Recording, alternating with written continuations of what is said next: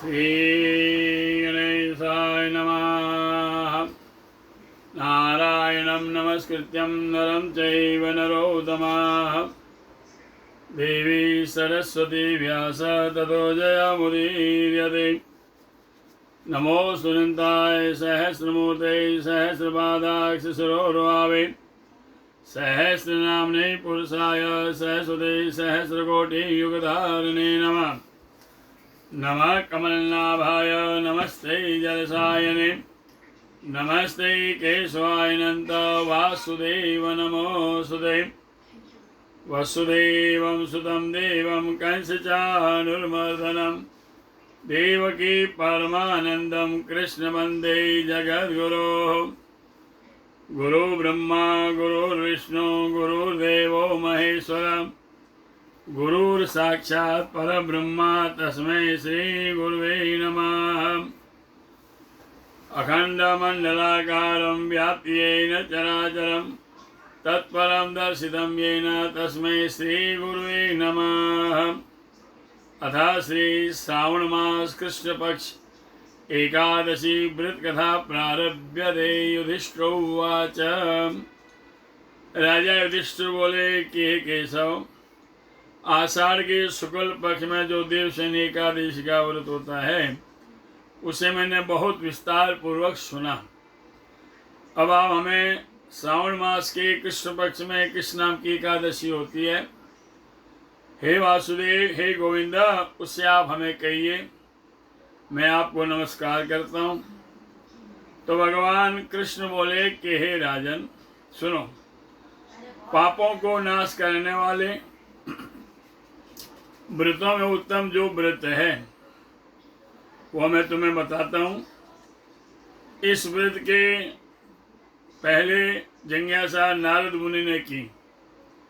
नारद मुनि के लिए पितामह यानी ब्रह्मा जी ने कहा, जो उत्कृष्ट कथन किया है हे तात सो मैं तुम्हें कहता हूँ। तो नारदो वाचा, नारद जी बोले कि हे भगवान, हे कमलासन, श्रावण के कृष्ण पक्ष में एकादशी का क्या नाम है, कौन देवता है और किस विधि है और क्या पुण्य है, तो हे प्रभु ये सब मुझे बताइए। तो ब्रह्मा जी बोले कि हे नारद, लोगों की हित कामना के तुमने बहुत ही प्रसन्न अच्छा किया है। श्रावण की कृष्ण पक्ष एकादशी का नाम कामिका है। कामिका नाम प्रसिद्ध है और उसके स्वर्ण मात्र से वाजपेयी यज्ञ का फल प्राप्त मिलता है। और उस एकादशी के दिन जो शंख चक्र गदा धारण करने वाली भगवान विष्णु का पूजन करता है, ध्यान पूजन करता है, उसे पुण्य के फल को तुम सुनो। जो फल विष्णु भगवान के पूजन से प्राप्त होता है वह न काशी में न नैमिषारण्य में प्राप्त होता है। केदार क्षेत्र में सूर्य ग्रहण के समय स्नान करके भी वह फल नहीं मिलता जो फल कृष्ण भगवान के पूजन करने से प्राप्त होता है। समुद्र और वंश युक्त भूमि का जो दान करते हैं और सिंह के बृहस्पति में, गोदावरी में, व्यतिपात योग में, गंडकी नदी में स्नान का फल मिलता है, वही फल भगवान कृष्ण की पूजा करने से प्राप्त होता है। वह फल और कामिका एकादशी का व्रत करने वालों को मिलता है। ये दोनों एक फनमा है।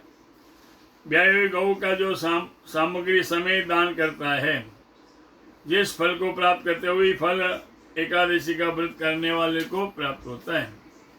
जो उत्तम नर श्रावण में श्रीधर देव भगवान का पूजन करते हैं, उसके देवता गंधर्व पनंग ये सब पूजे जाते हैं। इसलिए यत्न से कामिका एकादशी के दिन पापों से डरे हुए मनुष्य को यथाशक्ति हरि का भजन करना चाहिए, पूजन करना चाहिए। जो संसार रूपी समुद्र में डूबे हुए और पाप रूपी कीचड़ से व्याकुल मनुष्य है, उनके उद्धार के लिए कामिका व्रत उत्तम बताया गया है। इससे परे पवित्र और पाप का नाश करने वाला कोई व्रत नहीं है महाराज। तो हे नारद, इसे भगवान ने स्वयं कहा है। अध्यात्म विद्या में लगे हुए मनुष्यों को जो फल मिलता है उससे अधिक कामिका एकादशी का व्रत करने वाले को मिलता है। कामिका का व्रत करने वाले मनुष्य रात्रि में अगर जागरण करता है तो वह भयानक यम के दुर्गति को प्राप्त कभी नहीं होता। कामिका के व्रत के सेवन से बुरी योनि में भी प्राप्त नहीं होता। कामिका का व्रत करके योगी केवल मुक्ति को प्राप्त करते हैं। तुलसी के पत्रों से जो भगवान हरि का पूजन करते हैं निश्चय वह पापों में उसी तरह लिप्त नहीं होता जैसे जल में कमल लिप्त नहीं होता। एक बार यानी 8,000 तोले का स्वर्ण उसे 32,000 तोले चांदी का दान करने से जो फल मिलता है वही फल तुलसी के दल से पूजा करने से मनुष्यों को प्राप्त होता है। रत्न मोती वैदनीय मणि मूंगा आदि पूजन किए गए भगवान ऐसे प्रसन्न नहीं होते जैसे कि तुलसी दल के पूजन से भगवान प्रसन्न होते हैं। जिस मनुष्य ने तुलसी की मंदिर से केशव भगवान का पूजन किया उसने जन्म के किए हुए सब पाप दूर हो गए। दर्शन से संपूर्ण पाप समूह नष्ट कर देती है। स्पर्श करने से शरीर को पवित्र करती है। नमस्कार करने से रोग को दूर करती है और सींचने से यम का त्रास दूर करती है और लगाने से भगवान की निकटता को पहुंचाती है। उनके चरणों में जलाने से मुक्ति की प्राप्ति होती है। वही तुलसी जी को नमस्कार। जो मनुष्य हरि के दिन रात्रि दिन दीपक करता है उसके पुण्य की संख्या तो चित्रगुप्त भी नहीं बता सकते महाराज। तो एकादशी के दिन कृष्ण भगवान के सामने जिसके दीपक जलते हैं स्वर्ग में स्थित उसके पितर अमृत से तृप्त होते हैं। घृत से या तिल्ली के तेल से दीपक प्रज्वलित करके मनुष्य सैकड़ों दीपों से युक्त होकर सूर्य लोक में वास करते हैं। मैंने तुम्हारे आगे इनकी महिमा का वर्णन किया, इसलिए पापों को हरने वाली यह एकादशी मनुष्यों को अवश्य करनी चाहिए। यह ब्रह्म हत्या को हरने वाली, भ्रूण हत्या का नाश करने वाली, महापुण्य फल को देने वाली और स्वर्ग में स्थान देने वाली, मनुष्य श्रद्धा पूर्वक इसका महात्म्य सुनकर विष्णु लोक को प्राप्त होते हैं और सब पापों से छूटकर भगवान हरि के पास जाते हैं। जय जय श्री ब्रह्मेत पुराणे श्रावण मास कृष्ण पक्ष कामिका एकादशी महात्म्य श्री कृष्णार्पणमस्तु। बोल कृष्ण कन्हैया लाल की जय। सुधर्मो राघवंश धर्मो दशकरंजन एवं वदन्ति लोकानां यतो धर्मस्ततो जय।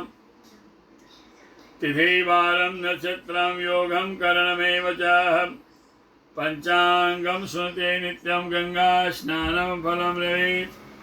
आज जाए करके ठाकुर जी ने सावन रहे कृष्ण पक्ष में एकादशी सोमवार कामिका एकादशी पर सर्वे सर्वा काल बारस और 13 बेली मंगलवार प्रदोष व्रत और मंगला गौरी व्रत 14 बुधवार अमावस्या गुरुवार चंद्र दर्शन शनिवार। मंगलम भगवान विष्णु मंगलम गरुड़ध्वजा मंगलम पुंडरीकाक्ष मंगलाय स्तनोहरि। चेन्नई नगर सु पंडित कमल व्यासरा। सब भक्तों ने जय श्री कृष्ण।